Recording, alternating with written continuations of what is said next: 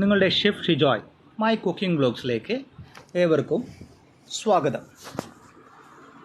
ഒരു അടിപൊളി 4 മണി പലഹാരമാണ്. കുട്ടികൾക്കൊക്കെ വളരെ ഇഷ്ടമുള്ള ഒരു 4 മണി പലഹാരമാണ്. ബ്രെഡ് കൊണ്ട് നമുക്ക് ഗുലാബ് ജാമുൻ അതെങ്ങനെ ഉണ്ടാക്കാമെന്ന് നോക്കാം. ഒരു 10 സൈസ് നമ്മൾ ബ്രെഡ് എടുത്തിട്ടുണ്ട്. അതിലേക്ക് ഒരു 3 സ്പൂൺ പഞ്ചസാരയും ചേർത്ത് ഇതുപോലെ ബ്രെഡിനെ പൊടിച്ചെടുക്കുക.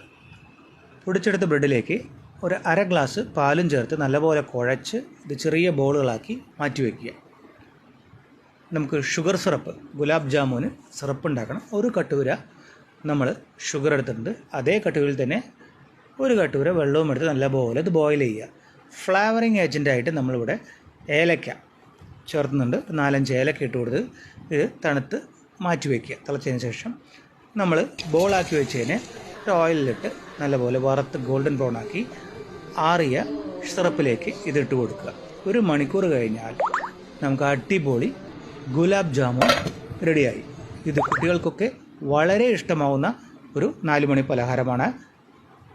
ഇതെല്ലാവരും ഉണ്ടാക്കി നോക്കുക. ഇഷ്ടമായ ലൈക്കും കമൻറ്റും ചെയ്യുക. ഷെയർ ചെയ്യാനും മറക്കരുതേ. Signing off chef Shijoy.